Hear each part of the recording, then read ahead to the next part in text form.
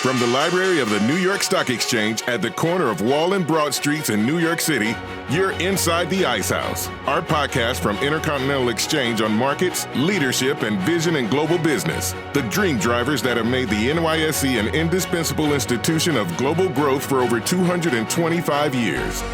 Each week, we feature stories of those who hatch plans, create jobs, and harness the engine of capitalism. Right here, right now at the NYSE and at ICE's exchanges and clearinghouses around the world. And now welcome inside the Ice House. Here's your host, Josh King of Intercontinental Exchange. This election we've all been through talked so much about the American dream, and whatever your definition might ascribe to it, one of its central tenets is home ownership. It's a theme explored in countless works of literature spanning centuries. Yeats wrote about a small cabin of clay and wattles made in the Lake Isle of Innisfree. And in The Cherry Orchard, Chekhov mixes ideas of escape and tranquility with feelings of grief and loss as his characters face losing their ancestral home. Beyond this imagery, let's face it, homes are valuable possessions. Owning a home allows families to build wealth and serves as a measure of financial security. Homeowners have lower financial risk in retirement, and policymakers around the world encourage expanding the population of these folks. Owning a home is often the largest investment an individual or a family is ever going to make. To help them achieve this goal, most investors, like me, like you probably, take out a mortgage, a loan secured on the borrower's property to purchase the asset. Before the Great Depression, homeowners would often renegotiate their loans every year. It's not that bad today, but mortgages and the technology behind them seem otherwise to have remained stuck around the 1920s. They require physical signatures, hard copies, and often take months to process. It's a labor-intensive and complicated process, even looking down on it from 30,000 feet. Multiple versions of documents are needed along with different forms and applications. Lenders send packages of thousands of papers to lawyers who comb through them to check for errors and then send them back for corrections, adding even more time to the process. Signatures happen in person, those papers are notarized, and if everything goes according to plan, you may, just may, get the keys to your new investment. The process is arduous, expensive, and relies almost entirely on manual checks and physical copies. A little over 20 years ago, a group of people got together and started asking what this system would look like if it was maybe just a little more automated. The story may sound familiar to some of our listeners, the idea of taking a complicated and outdated process and bringing it into the digital age. But no, we're not talking about Intercontinental Exchange's founding. Instead, we're examining how Ellie Mae and ICE's mortgage technology continue to revolutionize the mortgage world. Our guest today, Joe Tyrrell, is president of ICE Mortgage Technology and spends a lot of his time thinking about homes and mortgages. We're going to ask him about his story, Ellie Mae's history, and the future of mortgages. Our conversation with Joe Tyrrell comes right after this.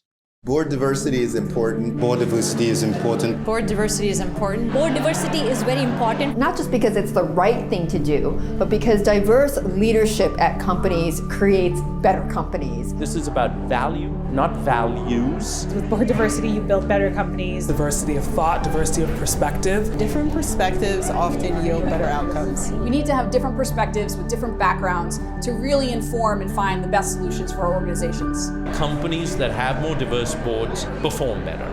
Diverse teams are better performers. That is absolutely true in the boardroom as well. It makes a difference to the employees who work for companies. It makes a big difference for the communities in which they work. Our business is about building leaders for the future, and that talent cannot be only half the population of the world. What are you waiting for? 50% of the population for some reason isn't qualified? Let's put the smartest people we can in the boardroom, and why ignore people or exclude people for any reason other than that they're not qualified?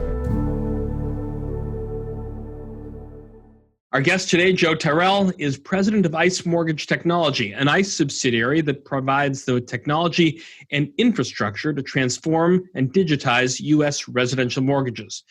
Joe previously was the chief operating officer of Ellie Mae, and prior to its acquisition by Intercontinental Exchange, He joined the company in 2002 and previously served as vice president at Providian Financial, in addition to several other executive positions in the mortgage industry. Welcome, Joe, inside the Ice House. Thanks, Josh. I appreciate being here. When did you get your first mortgage? Gosh, I think my wife and I got our first mortgage when I was age 26. What were your memories of it? It's funny because one of the few pictures that we have of that time was me carrying her across the threshold into our first house.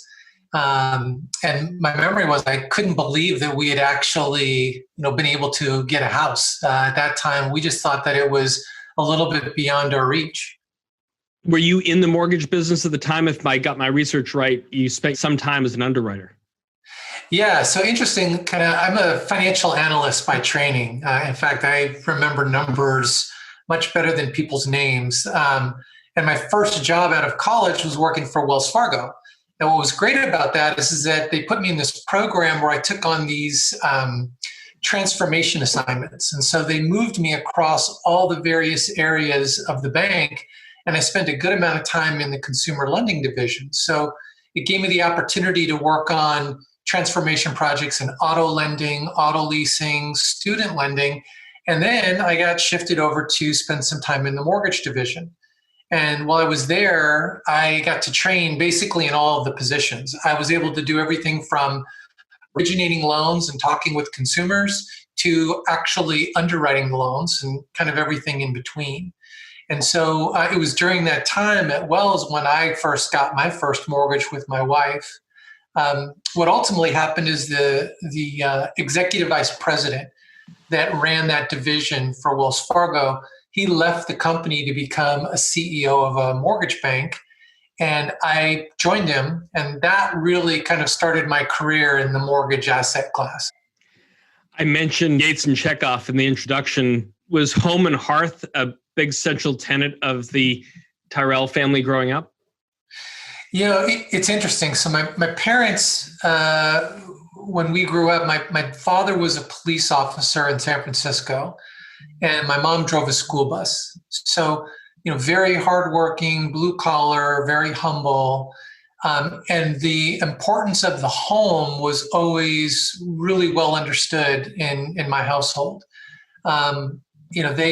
They didn't have a lot of things to show for all their hard work, but they did have their home. And so they was very proud of it. And essentially, I'm the first and only member of my family to graduate from college. And so what's interesting is this background that I had growing up, honestly, it helped me more than any class I've ever taken in college, because it helped me understand three things: the power of work ethic, the importance of service, and the value of owning your own home. And so I try to make sure I do my best to hopefully that shows up in what I do every day. Talking about that third part, Joe, the value of owning your own home, I want to spend a little time diving deeper into Ellie Mae's history. Can you tell us about what the company set out to do way back in 1997, and how did you find yourself there 5 years later? Yeah, well, you mentioned just a few minutes ago, I was at Providian Financial. So I was running a division of the company there, and I got a call from the head of HR at Ellie Mae. And so she explained to me the vision of what this company was trying to do. Because quite honestly, I knew of names like Fannie Mae, but I certainly knew of names like Sally Mae in the student lending industry, but I'd never heard of this company called Ellie Mae. So at first I thought they were a lender. As she explained to me the vision of the company and what it was trying to accomplish, I was really intrigued. And so I went and I met with their founder, Sig Anderman. And, just the passion, the energy, the excitement he had for what he was trying to accomplish, I was sold in the first conversation.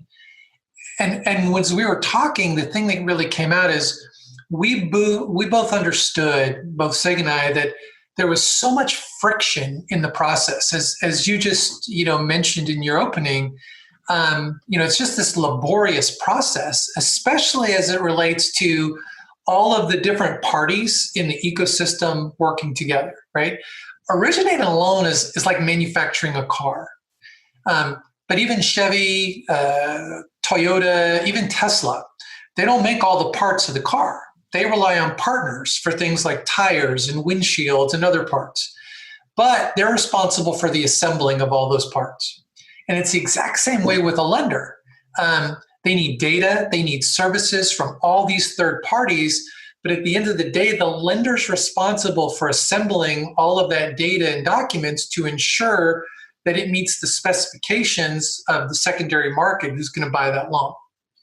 And so what we did at Ellie Mae, especially in the early days, is we created this incredibly valuable, intuitive, automated network where we brought all the participants together. There was just one problem, which was nobody wanted to use it. And they didn't want to use it because they were originating loans in their system of record, and that's where they wanted to stay. They didn't want to jump to some other portal. So we knew we were going to have to take this incredible network and somehow marry it with the systems of record that were being used, called loan origination systems. But the kind of the industry refers to the term as an LOS. And so we went out and acquired 2 loan origination systems, and we integrated this network into it. And when we did that, it just took off, because this is exactly what this industry needed. They just needed to be integrated into the workflows. And so over time, now we've got these 2 loan origination systems. We knew we needed to consolidate to one. And so we had to make the decision on which one of these would survive. But ultimately, the decision that was made was neither of them should survive. Instead, we should build a new system, essentially from the ground up, but do it in a way where we completely change the paradigm of loan origination being a process built on documents and forms, and design a system for the actual users. And so that's what we did. We designed and built this solution called Encompass. And so today it's the industry's leading platform with the largest network. And the combination of those two things, the platform focused on the user and the network focused on removing the friction, has essentially allowed us to become kind of the backbone of residential mortgages. It's just a little ironic that now we've designed and built the next generation of Encompass, and we've shifted the focus again, this time focusing on a data-driven process using machine learning and artificial intelligence, so we can really help lenders accomplish 3 things. We want to help them fund loans faster, fund more loans, and do all of this while reducing the overall cost of lending. You mentioned Sig Anderman at the beginning of your answer to that question. I found this video of him on YouTube really telling his own story, and it kind of scratched the surface of who he is, and I think he is 78 or 79 now. He started as a lawyer, and then went off to become CEO of a company, American Home Shield Corporation, and by the end of his tenure there, between his work in the law and then his work in the mortgage industry, he could have rested on his laurels. In fact, I think he just became a gentleman farmer at that point. But I remember watching this video, Joe, he felt drawn back into this effort. What made him sort of put away his plow and his rake and come back into trying to revolutionize the world of mortgage technology? Yeah, what I love about Sig is, it starts with his upbringing. He was born in Hell's Kitchen, and he had to fight his way out of the neighborhood. Sometimes, literally, had to fight his way out of the neighborhood. And so he's just somebody who developed this incredible work ethic, and who was always very inquisitive about solving problems. Which is fascinating because it's not an engineering background. As you mentioned, he's got a legal background, but he always saw things that other people didn't see, and he had this audacity to question why couldn't they be fixed. And I've had the opportunity now to meet and talk with Jeff Sprecher, the CEO of ICE, and it's the exact same sort of mentality. It's been so great to see that this is a company that's led by an entrepreneur who's not afraid to make big bets, who's focused on digitizing these, legacy financial systems that technology can significantly, help improve. And so I've been pretty fortunate to be around people like Sig, and now I look forward to learning from and getting to know Jeff even better. I mean, with Jeff, the issue was just like Sig, finding something that is so ingrained in so many people's lives, whether they realize it or not. And with Jeff, it was power, and then oil, and then commodities, and then equities, and then data. With mortgages, it's a loan that's critically important to so many people's lives. You were on another podcast recently, Joe, where you talked about how crucial Ellie Mae's work was. The anecdote I think that you provided was that if your solution happens to be down, lenders need to send hundreds of people home in the middle of the day. Talk to us about how Ellie Mae's position in the market is so critical in that way, and the people that you're working with on a day-to-day basis. Yeah, I mean, we have a big responsibility. Just under 50% of all loans in the United States are being originated on our platform. So when we hire a new teammate into ICE Mortgage Technology, we put them through a 3-day orientation to ensure that they understand this responsibility. We put them through specific exercises to reinforce our culture and the priority we place on our clients. You know, we tell people all the time that, you know, when you come into work in any given day and you want to request time off, you know, typically what you do is you go through your ERP system and you request time off, and it routes through your supervisor. But if that ERP system doesn't work, it's really not that big of a deal, right? You just send them an email saying, hey, just heads up, I'm going to take Wednesday off. If you're a customer of ours and you come in the morning and Encompass doesn't work, you're sending 500 people home at noon because it's not a critical tool for running their business. It is the lender's business.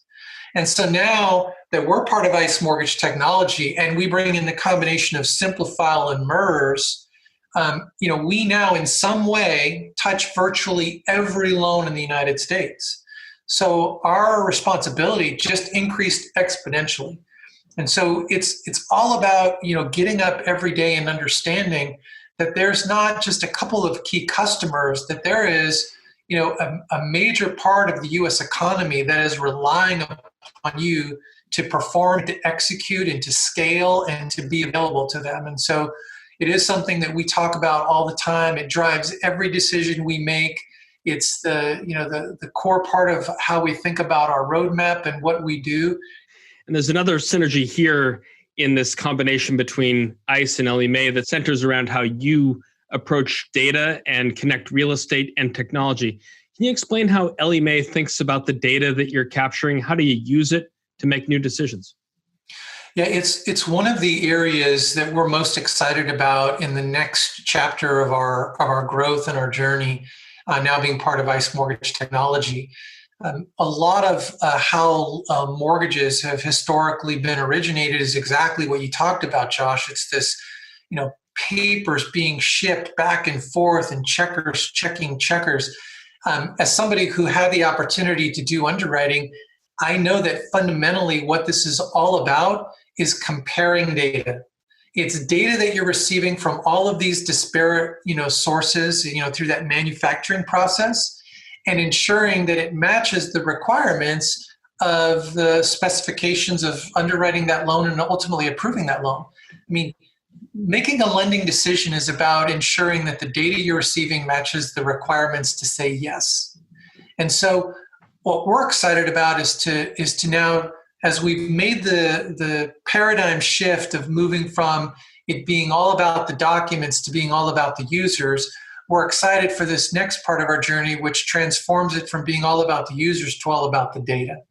Because the ability to receive data, to create automation quality data so that you can actually make decisions off of it and not have people spending time pushing buttons, but have the technology be able to look at what a lender's threshold is and automatically take the next action necessary, creates a huge increase in capacity for the users on our platform. Instead of them looking at every piece of data and making sure it matches and then clicking the button, the system can do that, the technology can do that, and now you can take your most valuable asset as a lender, which is your people, and you can have them do more. You can grow your business without having to worry about where you're going to hire people from. You can shift to an exception-based process that allows you to only look at those those loans where it's really on the edge and you really want to find a way to say yes, but you need someone with expertise to look at it. Not having them spend their day looking at vanilla components of a loan that is very easily identified and decisions are very easily made through technology. So data is going to be a huge part of the next stage of our journey, and it's one of the things we're really excited about with the expertise that ICE has to help us unlock this value for all of our customers. Joe, those who've followed your company for a while, those who've been on the Encompass platform for many years, know that Ellie Mae had been a public company in its own right for many years until it was taken private by Thoma Bravo. And Thoma Bravo's ownership of the company, I think, spanned really only about 18 months, but you made, incredible strides during that period. What were the sort of the key transformation aspects between that time that we used to see the Ellie Mae ticker symbol here at the New York Stock Exchange when it was private, and then when ICE looked at it again and thought, really, it could be part of this family? The irony here is really not a lot changed. Thoma Bravo was an incredible partner for us because they got what we did and they understood the value that we brought. The reality is that, we were just continuing to execute on our vision and our mission. It was interesting, when we were a public company, we were one of the best performing stocks on the New York Stock Exchange almost every year that we were publicly listed. And it was, a focus on executing on our customer and putting them first that put us in that position. And really what was interesting is that, despite what would happen in the housing market or despite what would happen in the technology sector, we as a public company just continued to execute and we continued to exceed expectations. And it was almost as if there was this pent up kind of bear mentality about, well, at some point this company's got to fail. They can't keep bucking the trend. And, ultimately when we announced our third quarter earnings in 2018, even though part of our report was very, very positive, there was a slight miss that we had based upon kind of a convergent of perfect storm in the industry at the time.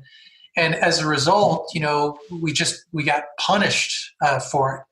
And so when that happened, we knew that we were a completely undervalued asset. And so you obviously start getting PE firms that become interested. We kind of knew at that point we wanted to take a little bit of the control of our destiny and keep it in our hands. And so as we got engaged by a number of different companies, we kind of looked for what we thought would be a great home for us. And Thoma Bravo was one where they recognized that we were unlike any other company they were going to buy, because this was not a turnaround situation. We were already incredibly profitable. And we're profitable because it was part of our culture. We're not just responsible for 2,200 employees. We're responsible for 2,200 families. And so we took being profitable very serious as part of our charter. So we just executed. And Thoma Bravo came in and helped us identify some areas where as you continue to grow, you lose sight of some things that are on the fringe, but they helped us kind of get refocused, and we just continued to deliver. And so when COVID hit, we were in a unique position of we had not purposely prepared for a pandemic, but all of the things that we had done in the years leading up to it made it so that our customers could seamlessly transition to a work from home model. They could stay tightly connected to one another through the collaboration capabilities of our system. Because we had brought the entire network into the very fabric of the workflow, they could work with their partners and continue to get the services and data that they needed without skipping a beat. And so that just further, not only accelerated our mission, but it just, it jump-started everything that we were doing, from helping lenders understand the importance of adopting technology. And so, luckily for us, we had always been on ICE's radar. We were aware of that, but they could see that, we were focused on delivering a digitized experience and revolutionizing this market exactly as what they had done in every other asset class. It was just a perfect outcome for us, for our employees, but also for our customers. So, Joe, every month, even during the pandemic, even when we're all working from home, Ellie Mae still shares this vital amount of mortgage industry data every month through its Origination Insight report. The data is mined from a sample of closed loan applications that have flown through the digital lending platform in the Ellie Mae network. Why is sharing this data so important? Why is access to real-time information about what market participants are doing compared to their competitors crucial for a well-oiled mortgage market, whether we're in the middle of a pandemic or not? Yeah, that's a great question, Josh. So we've always been more than just a technology vendor to our lenders. We are their most critical business partner. And so we have a vested interest in the success of our lenders. So we're constantly evaluating opportunities to help them. One of the things we pioneered a number of years ago was a billing concept called success-based pricing. Because if you're a lender, you're operating in an environment where you're dealing with seasonality, right?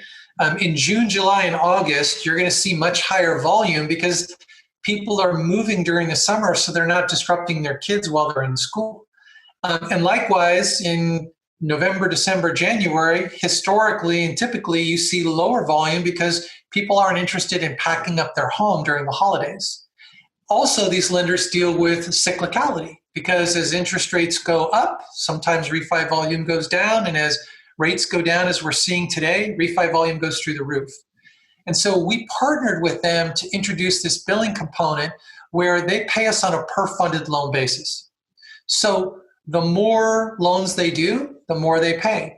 But in times where their volume goes lower, they pay us less.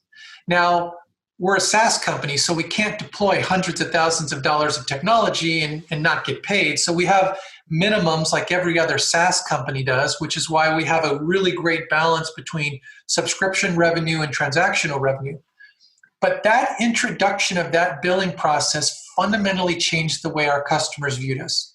Now, all of a sudden, the most critical vendor became a partner because as they succeeded, we succeeded. So data to us is a critical component to help them compete in this, always evolving, highly regulatory and incredibly competitive market.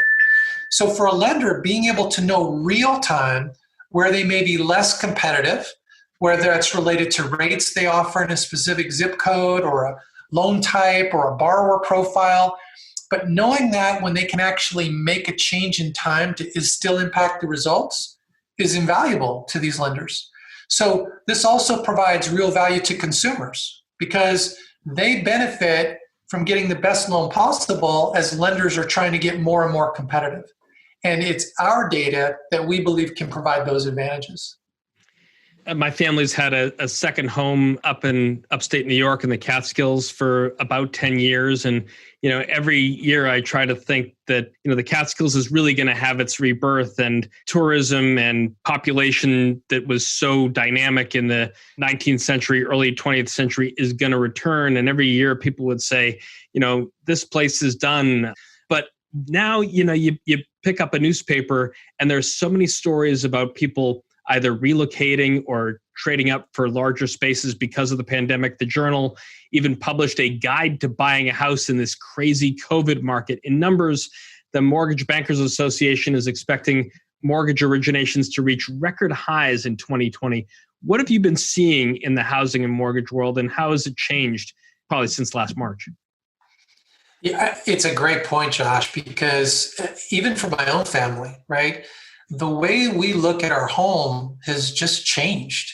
It used to be where our kids would come home to after school. Now it's where they go to school. Right? It used to be the place that you'd come home to after work.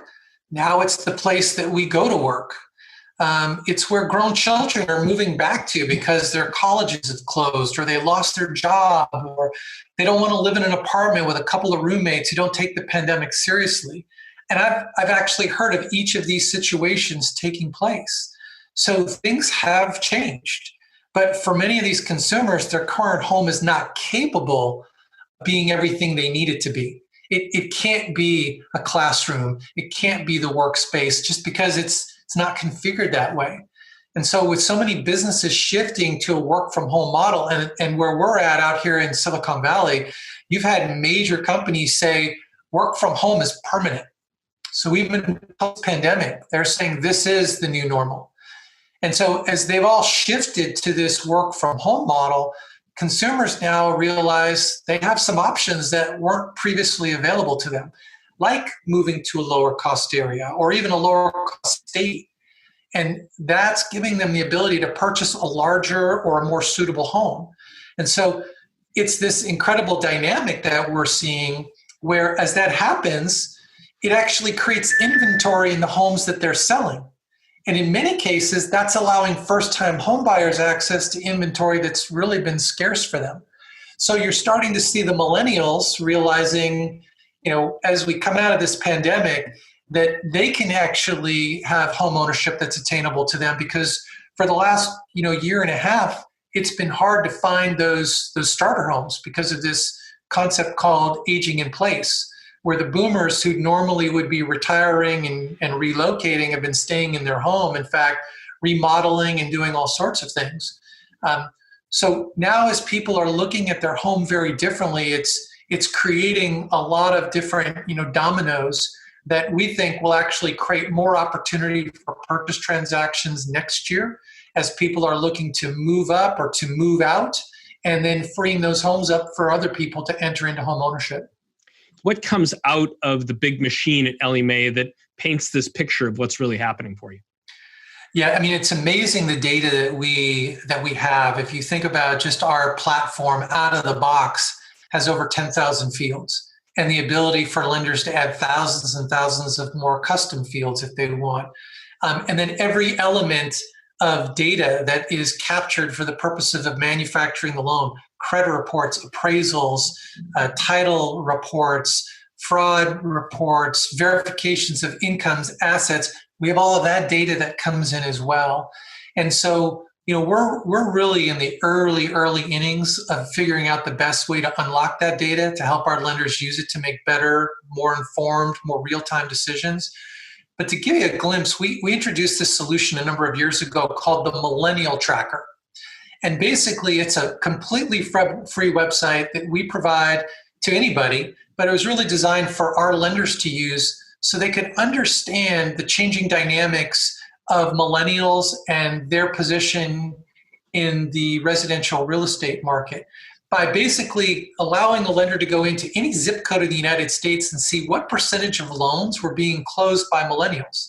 And we can tell them what the interest rates are, what type of loan products they're looking for, what age, marital status, gender.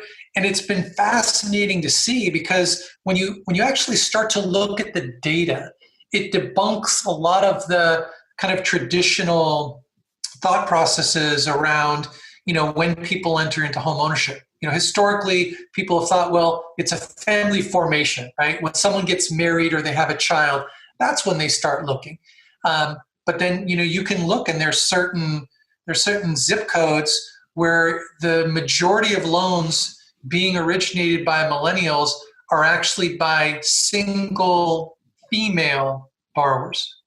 And so when you start to see that as a lender, it should give you the opportunity to say, if I'm marketing in that area and I'm using kind of a standard picture of a family of four with a dog standing in front of the sold sign, that's actually not going to resonate with what's happening in that zip code if the majority of the millennials are single females, because they're not waiting for family formations. They're well employed and they want to own a home, both for the peace of mind, but also because of the financial investment that it represents. I'm wondering how rate sensitive a millennial is to taking on debt. When I was growing up and facing either getting my first mortgage or taking out my first student loan, I looked at what the rates were back in those decades, and I said, boy, that's a pretty high single digit or even a double digit. The Business Insider reported recently that the average U.S. 30-year fixed mortgage has fallen to 2.78% from 2.8%. I think that's the 12th record year in a row, and the lowest in Freddie Mac data going back nearly 50 years. What does this all mean for homeowners and the mortgage process, whether you're a millennial or you're one of these aging in place people? What's interesting is what we're experiencing right now is a convergence of two things coming together at the same time. which is unprecedented low rates and unprecedented equity from home price appreciation. So now you've got these homeowners who've all built this equity in their home, and they have these incredibly low rates, so they're actually able to start to tap into that equity. What's been interesting is this has resulted in homeowners not just being able to refinance, but they're actually taking cash out of their property because it's so inexpensive to do it at this point. And as they're taking that cash out during the refinance, they're using it to upgrade existing space, expand and add new space. And that just makes it easier to live, to work, and to go to school in their homes. But for all of the demand, and I think that's what these interest rates are highlighting, all of this demand, the process is not getting improved as fast as it could, especially given the fact that the technology is available right now to improve it. Now, that's partly due to how busy lenders have been with all of the increased volume that they're dealing with.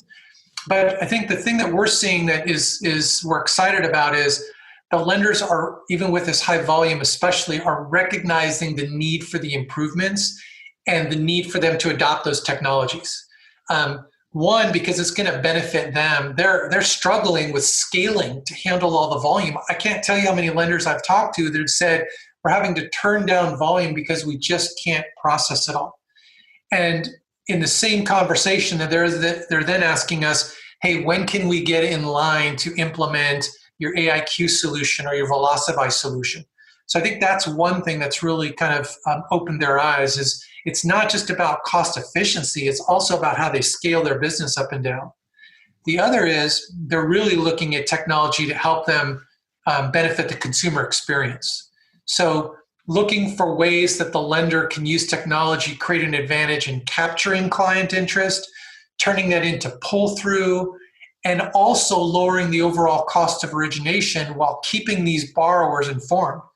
Right? The millennials are fascinating because when you really get into looking at the data, and we've done a number of surveys on them, you'd think, well, this is an age cohort that's grown up in the internet age. So like all they want to do is tap and swipe. They don't really want to talk to anybody. The reality is it's just the opposite. They want to use high tech in the initial stages of learning about a mortgage and seeing if they qualify. But when it comes to the point of having to make decision, it's not about high tech, it's about high touch. And so it's having technology that enables both the efficiencies in the process, but then allowing that lender and that consumer to connect however that consumer wants, whether that's by chat, by email, by text, by phone, by Zoom, and doing so that they can have that confidence to know that they're making the right decision by actually talking to someone who's experienced in it. High tech, high touch, all with the goal of lowering the overall cost of origination. After the break, we'll dive into Ellie Mae's transition to ICE, examine the regulatory landscape, and explore what's next for ICE mortgage technology with Joe Tyrrell. That's all coming up right after this. We started with a vision to transform energy markets, using technology to boost transparency and level the playing field. That vision and customer focus continues to drive how we look at opportunities and challenges in our industry. Today, we connect participants around the world so they can trade, hedge, invest, and raise capital. We establish prices across asset classes and create opportunity to solve complex global problems. We provide pricing that markets rely on, transform the way business is done, help companies grow to fuel innovation, and provide data to advance economies and society while we invest in our communities. 20 years ago, we saw an opportunity to create a market driven by customer needs. Today, our markets create endless opportunity for participants around the world, and our team is focused more than ever before to ensure the markets continue to function properly. On behalf of my colleagues around the globe, thank you from Intercontinental Exchange. Welcome back. Before the break, Joe Tyrrell, president of ICE Mortgage Technology, and I were discussing his background and the background of Ellie Mae. At the beginning of September, Joe, ICE completed its acquisition of Ellie Mae. Tell us a little bit about why Ellie Mae was so excited about the combination with ICE. I heard, I think, on one of the conference calls with Ben Jackson and Jeff Sprecher and you, these formative moments when, even in the height of the pandemic, Jeff and Ben just really needed to get on a plane, come out and sort of meet with you guys, because this turned out to be a fortuitous time to actually do this combination. So Josh, this was one of the craziest experiences I've had in my career. But it was also incredibly telling. So Jeff and Ben wanted to come out to meet with myself and our CEO, Jonathan Kaur. And so they, planned to fly out and meet with us in our offices, and it was going to be just the four of us. We were going to be socially distanced. And so I was spending in the kind of week leading up to that meeting, I was spending countless hours putting together all of this material and, was prepared to go through this, this really comprehensive presentation with them to explain the value of what we do and how we do it and how unique we are. And I was excited for this meeting because I knew about ICE and I thought we'd be such a great fit. And so Jeff and Ben arrived and we went into our conference room and we socially distanced. And I was prepared to kind of walk them through, okay, let's turn to slide 1. And Jeff said, look, we don't need to go through the deck. And it wasn't because he didn't care about the information. He and Ben clearly had already gone through it, were well-versed in all of the information. They flew across the country because they wanted to sit down with us and they wanted to understand if we were going to be a good cultural fit for them. And this was such an incredibly positive experience for myself and for Jonathan as well, because for us, everything starts with culture.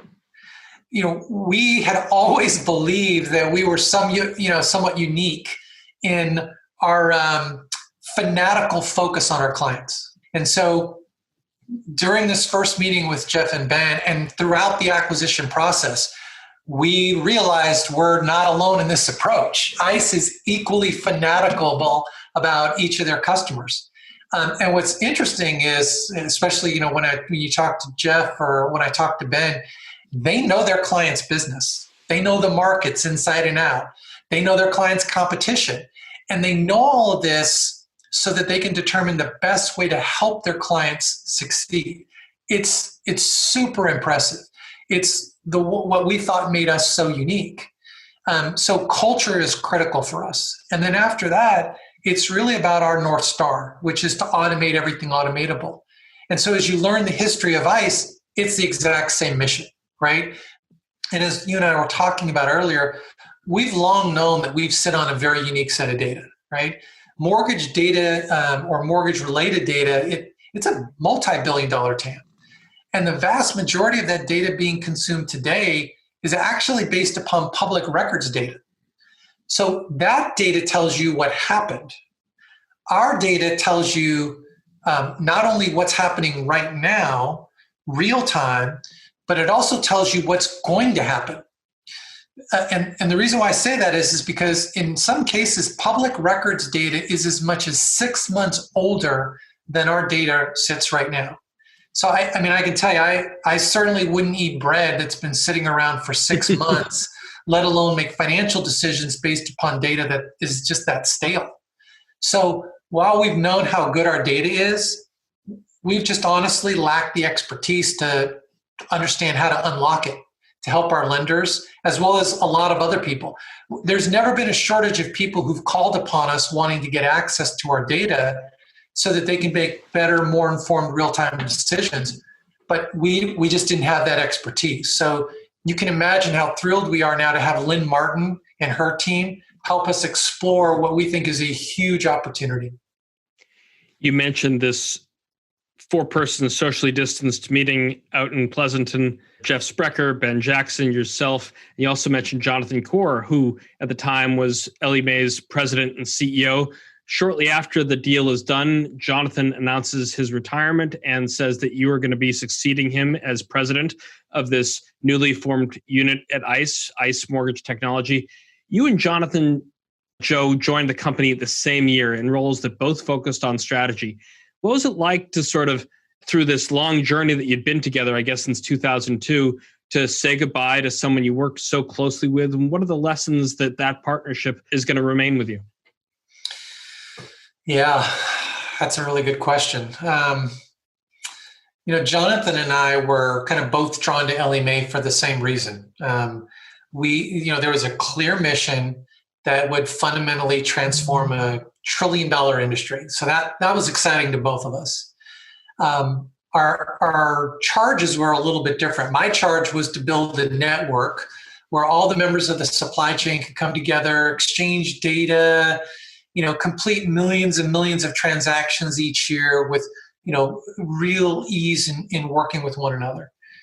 Jonathan's was he had to come in and basically build the platform that would deliver all the automation, do it at scale, and allow us to support the largest lenders in the country, but also while changing the way that lending was being done and integrating this network into the kind of the fabric of the workflow.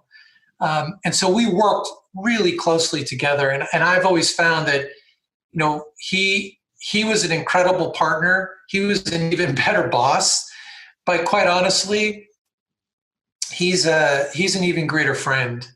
And I think one of the other things that ties us together is we both really, really care deeply about people. And that's our clients, that's each of our teammates, and, it's also one another.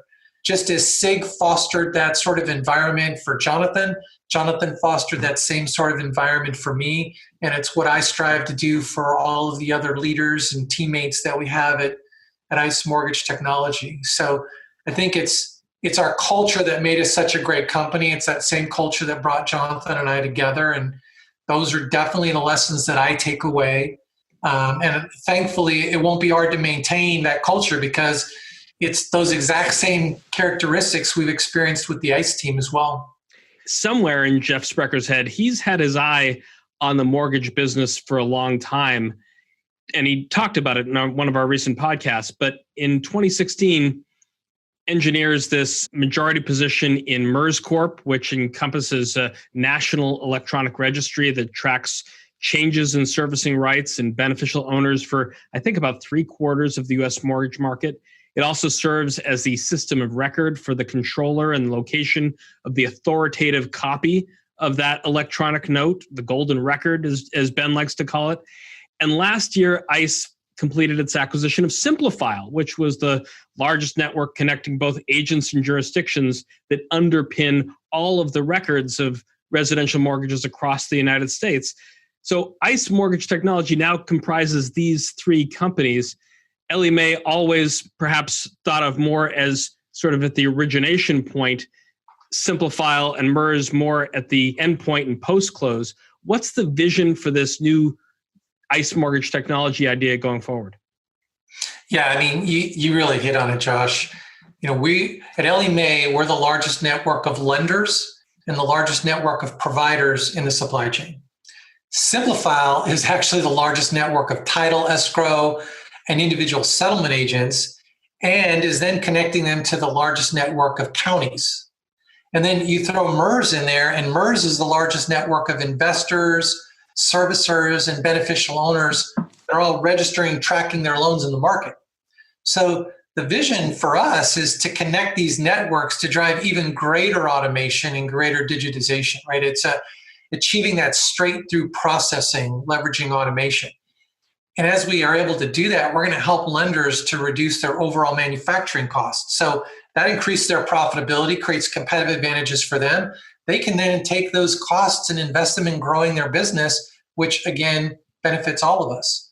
And so it's about removing that friction that just doesn't need to exist. And what's great is we are truly in a unique position as maybe the only provider that can actually do this, that can actually remove this friction, bring these networks together, and deliver this real value to the entire market. But I did just want to touch upon what you mentioned with Jeff. The thing that Jeff has in common with how we've tried to operate Ellie Mae is we've always used kind of the analogy that Wayne Gretzky would use to explain what made him so great. And he would say, he never, ever skates to where the puck is. He always skates to where it's going to be. And I think that's what you saw with Jeff is he realized where this market was going to be at some point. And he, through a really smart acquisition of MERS, and in a great acquisition of Simplifile, it was actually, Ellie Mae was trying to acquire Simplifile.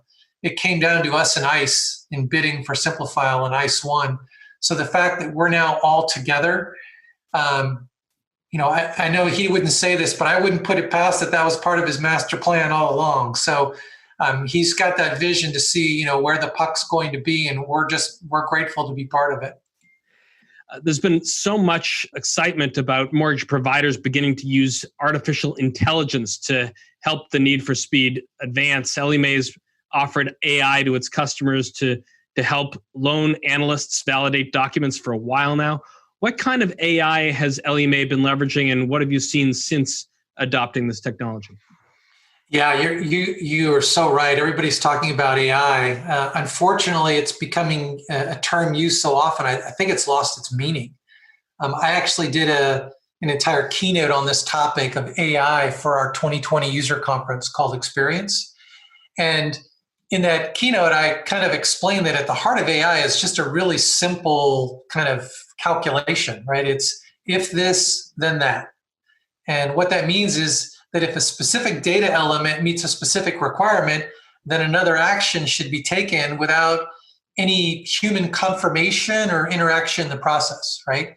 The secret sauce of AI is not the algorithm, but it's making sure that you're leveraging automation-grade data, and then ensuring that when you invoke AI, that you're not exposing yourself to some unnecessary risk, or the flip side of that, to a missed opportunity. So in mortgage, the lending stakes are really high, right? So if a lending opportunity is missed by a lender because the automation thresholds are set too high, then you don't just lose out on revenue, but you may have kind of unwittingly violated a fair credit standard and exposed yourself to regulatory enforcement actions.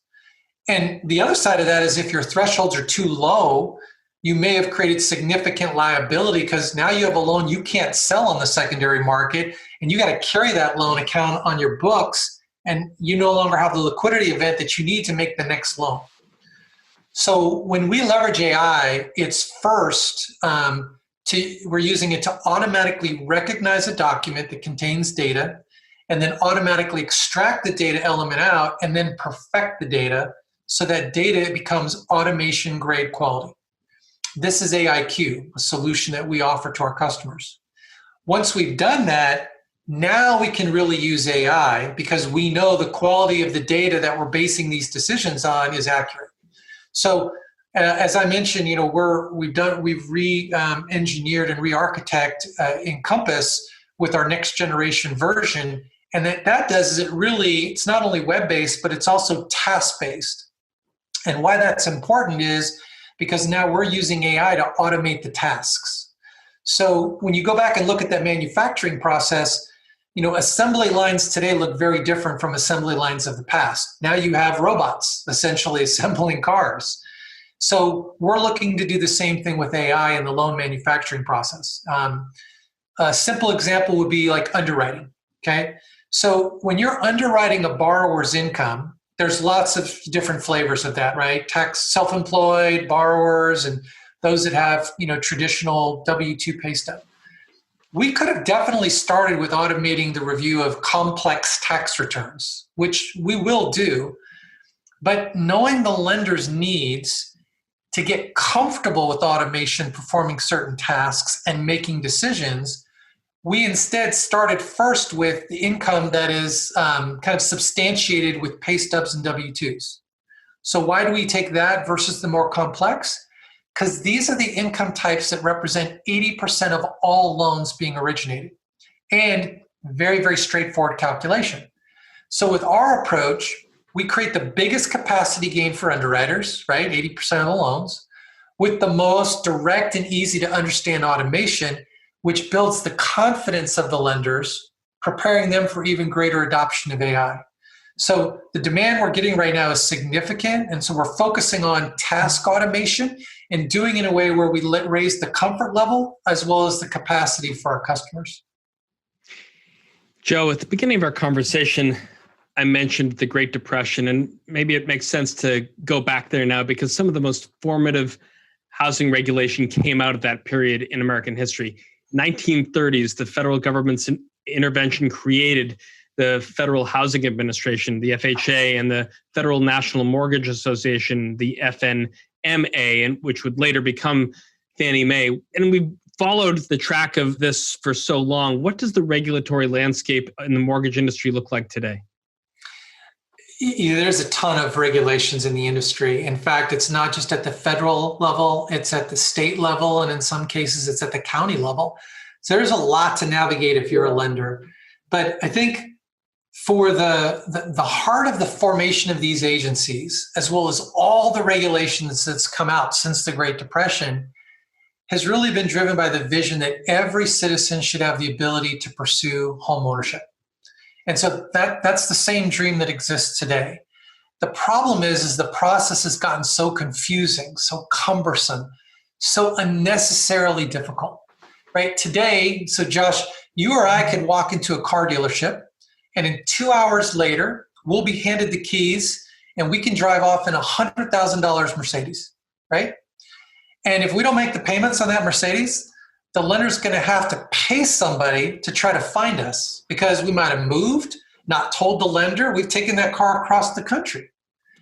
But if we want to buy a $100,000 home in Plano, Texas, where the lender will always know where that home is if we don't make the payment, it takes us 60 days to get the keys. So this is where technology has to make a difference, right? And it's where ICE mortgage technology is and will continue to make a difference. It's not instant, but that's the vision. That's what we're after, right?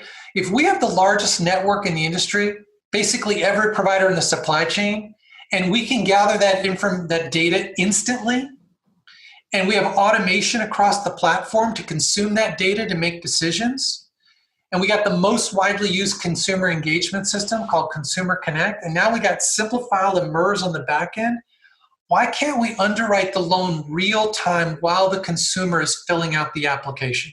Why can't we get much, much closer to 2 hours than we are to 60 days? That's exactly what we intend to do.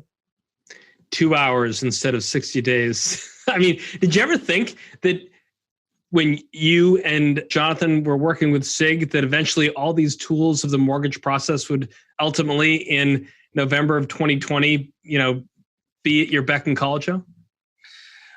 We always thought we could accomplish the goal of kind of real-time underwriting and bringing it closer to the 2 hours than the 60 days. But we wouldn't have ever dreamed we'd have the resources that we have, that we'd have Simplifile and MERS as part of the team, and that we would be part of an organization like ICE that has, such incredible experience digitizing other asset classes. So, I mean, it's the best possible outcome we could have ever hoped for. There's a lot of focus on TRID, or know before you owe regulation. TRID requires mortgage lenders to provide borrowers with certain pieces of data and regulates the fees that those lenders can charge over the course of a loan. How did Ellie Mae help lenders adopt these changes, and what was the feedback you got as a result? Yeah, I mean, we've gone through so many of these changes now that unfortunately we don't get credit for the work that we do, because we've kind of turned each of these major regulatory initiatives into Y2K for our customers. It's just a non-event. And the reason for that is every time there's a significant regulatory change in the industry, we win new clients.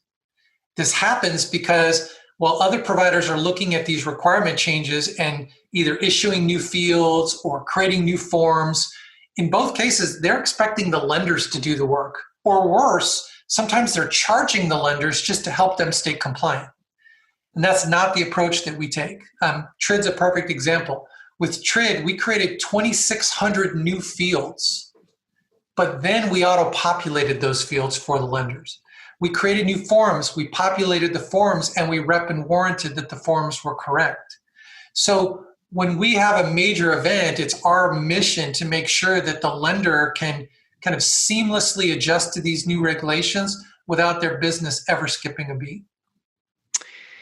So here at the NYSE, we've spent a lot of time over the past couple of months talking about the special purpose acquisition companies, or SPACs, Joe, and more recently, there's been a lot of news coming out about SPAC support for lenders that are looking to go public.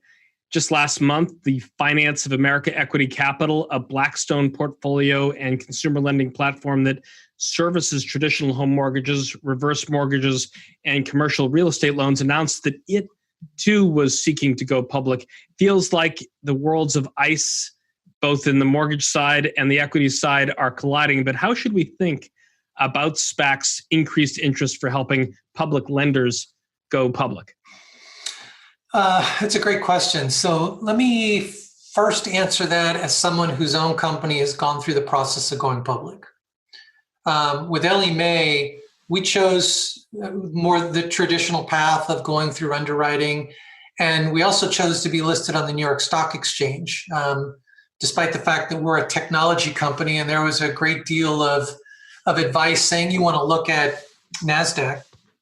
For us with the New York Stock Exchange, it wasn't about the fee structure or the tradition. What it really came down to was the support and resources that the New York Stock Exchange provides, especially for companies accessing public markets for the first time, right? We're a technology company, but we're one that operates in a market that has both seasonality and cyclicality. And we just felt like the New York Stock Exchange got that, and they deployed resources to help us navigate that reality and educating the market. So today, we know a number of our lenders who are either preparing for or at least starting to consider accessing public markets to fuel their next chapter of growth, especially those lenders who've embraced technology. And a lot of them leverage it as a competitive advantage, just as we have. What's so great, at least from my perspective, is all the different pathways that they now have to access the public markets, including SPACs. And I think what's happened with these lenders is, for some of them, the traditional underwritten IPO, it's either too complex, it's too costly, takes too much time. So SPACs definitely provide an interesting alternative. I think what you're going to see with the continued demand for home ownership from the market and the growth of especially the large independent mortgage banks, I think you're going to see more and more lenders taking one of these many paths available to them to the public markets. And so we're thrilled for our customers who decide to do that, even more thrilled when they choose the New York Stock Exchange, simply because, not just because we're part of ICE, but because we had such an incredible experience ourselves. As we look into 2021, what should we expect to see from new things at ICE Mortgage Technology? Yeah, I mean, it's just going to be about delivering for our lenders. In a couple weeks, we'll be launching our hybrid e-closing, and that'll allow lenders to provide just a great signing and closing experience for their borrowers. We're introducing new AI tools in our credit analyzer, our AUS analyzer, the collateral analyzer, and a number of other automation tools, all designed just to help lenders leverage automation quality data. We're deep in the throes of integrating Simplifile and MERS to allow for that straight-through automated processing and removing even more friction. We're going to be expanding our machine learning-based business intelligence service, which we call Insights. I know there's another ICE Insights as well. Our Insights is the only solution in the industry that enables a lender to perform real-time peer comparison and analysis. So again, knowing where they stand and knowing how they can make corrections. And then earlier this year, we deployed the largest lender in the country on our new web-based, task-oriented, next-generation architecture of Encompass. So you'll see in 2021, we're excited to help more lenders take advantage of this kind of automation-centric platform. And then for me, just, as you mentioned where we're at in the season, I have 4 daughters, so I'm already way behind on holiday shopping. Well, on that note, I'll let you Fire up Amazon and get some of that done. Joe Tyrrell, thank you so much for joining us inside the Ice House. Can't wait to see what comes next at ICE Mortgage Technology. Thanks, Josh. And that's our conversation for this week. Our guest was Joe Tyrrell, president of ICE Mortgage Technology. If you like what you heard, please rate us on iTunes so other folks know where to find us. And if you've got a comment or a question you'd like one of our experts to tackle on a future show, email us at icehouse@theice.com or tweet at us at IceHousePodcast. Our show is produced by Stefan Capriles, Erica Bigley, and Pete Ash, with production assistance from Ken Abel and Ian Wolfe. I'm Josh King, your host, signing off from the Library of the New York Stock Exchange. Thanks for listening. Talk to you next week. Information contained in this podcast was obtained in part from publicly available sources and not independently verified. Neither ICE nor its affiliates make any representations or warranties, express or implied, as to the accuracy or completeness of the information and do not sponsor, approve, or endorse any of the content herein, all of which is presented solely for informational and educational purposes. Nothing herein constitutes an offer to sell, a solicitation of an offer to buy any security, or a recommendation of any security or trading practice. Some portions of the preceding conversation may have been edited for the purpose of length or clarity.